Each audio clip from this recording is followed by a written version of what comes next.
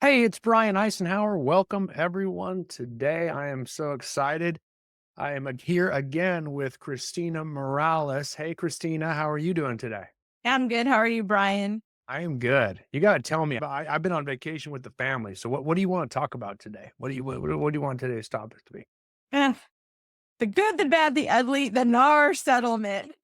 And not, oh boy, like we have not heard enough about that. Okay, okay, It is quickly approaching. And so I don't want to get into the details right now, but I want to start prepping agents or prepping team leaders to speak to their agents about dispelling the fear. We're hearing a ton of stuff.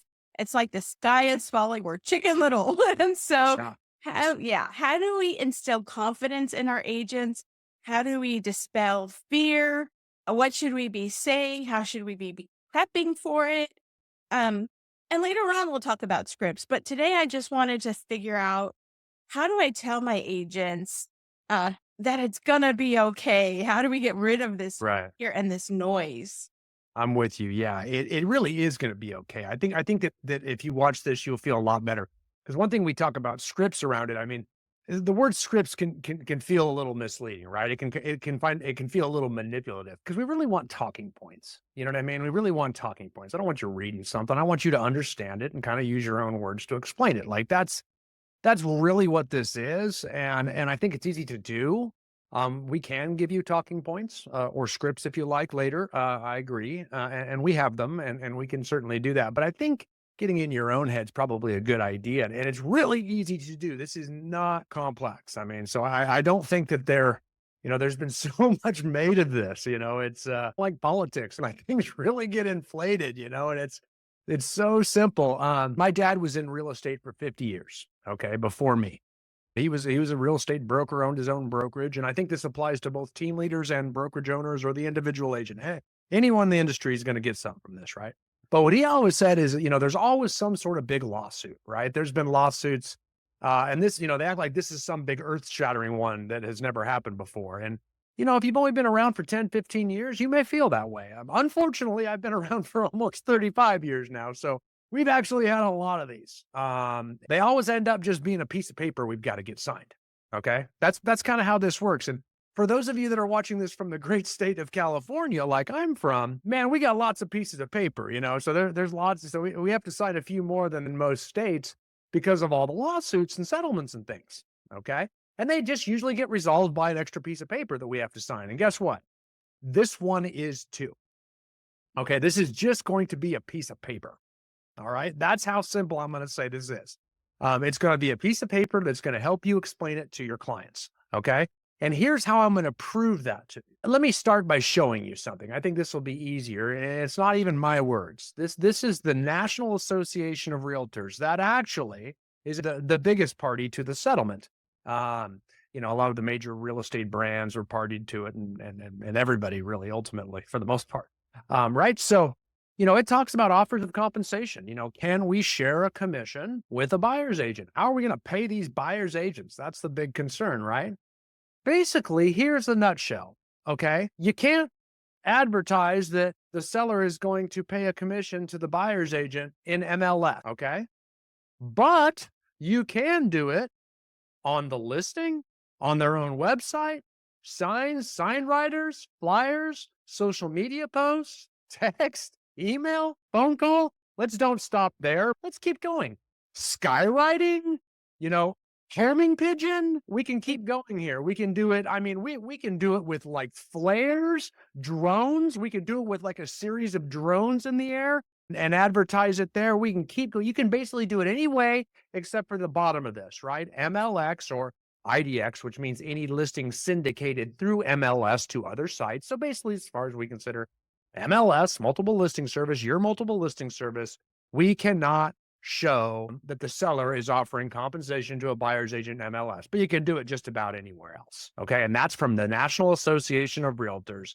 That's what they want you to know. And that's all it is. So just sharing that with your agents, like all you got to do is say, hey, we're not allowed to put it in MLS, but we want to put it everywhere else for the exact same reasons. Exposure.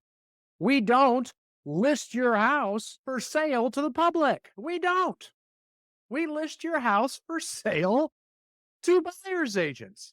Why is that true? Because for the past, I don't know, I'm going to talk as long as I've been in it, 35 years, somewhere between 95 to 98% of all home buyers have been represented by a buyer's agent. So we really want the buyer's agents to show the homes to their clients that want to buy, right? Or you're missing the vast majority of potential exposure, which is going to generate a lower price. It is simple as that. Okay. Guys, we've had to have these conversations before. There are for sale by owner sellers, there are home builders that have always opted out of MLS or paying a buyer's commission. This is not new. Okay. So it's really just being able to demonstrate your value. To explain it even further on the buyer side, it's very simple. This one is going to be state by state and local by local. So it's going to be a little bit different depending on where you live and where you practice, but you're going to have a piece of paper you've got to get signed. You really should have always been using buyer agency agreements to protect your commissions, your work, your family's income, all of that. It is something I have taught and been taught my entire career. And so it is very normal for a lot of Icenhower coaching clients to already be using exclusive buyer agency agreements, right? But for those that aren't, we're all going to have to now. And it's real simple. We are required to have you sign this document before we show you a home. And when they say, well, what happened with this whole lawsuit and things like that, say it's very simple. We are now required to have you sign this document before we show you a home. We have to establish the agency relationship up front. So there's no confusion. And it is as simple as that. Now, each form and document is going to be a little bit different depending on where you live, what state, what local association of realtors you're in. They're going to provide you with different forms, right?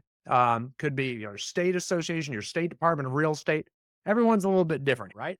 But they all are essentially going to be the same thing. They're going to be different boxes to check and things like that. But it's going to make it very easy for you when you say, hey, we have to do this, because we do. Before, it was a lot harder. It was like we didn't have to do this. They'll say things like, well, I've never had to sign one of these things before. Now we have a reason. We have a catastrophic event that has generated this. Now we're required to. Who's requiring us? I wouldn't even get into it.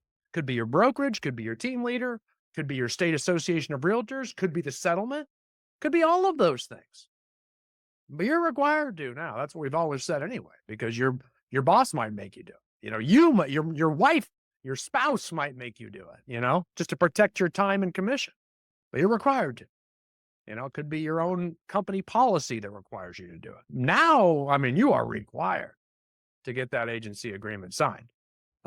So that's I think the important thing here. Where we get into trouble as agents is like when we start to go like this. We go off productivity, well, this is going to be even worse for the consumer. Yeah, it might be, but stop. Who cares? It is what it is. There's lots of silly pieces of paper that get signed, lead-based paint. Are you kidding me?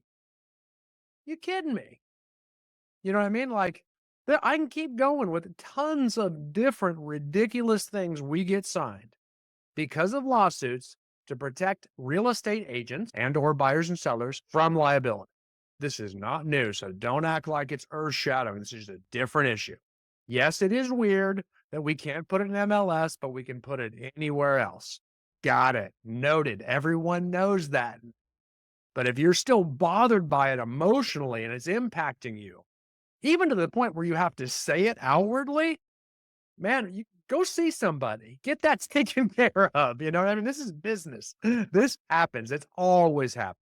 Okay. It's happened in every industry where strange things don't quite make logical sense. And that's where we're at here. So it's real simple, guys. We can advertise it outside, and you're going to see lots of workaround companies start to let you advertise on their sites. You know what I mean? We'll see how long they're able to do that, but that's on them, and I would think that might happen. But again, who cares? I wouldn't even go down that road too far. It's not what we're going to be doing then. What we're going to be doing is working within the parameters and the rules, and if we follow those, we should be okay. And this is what they're telling us, right? And so it's real simple. You got to get this paper signed because you have to, and it's going to be the paper you're provided locally.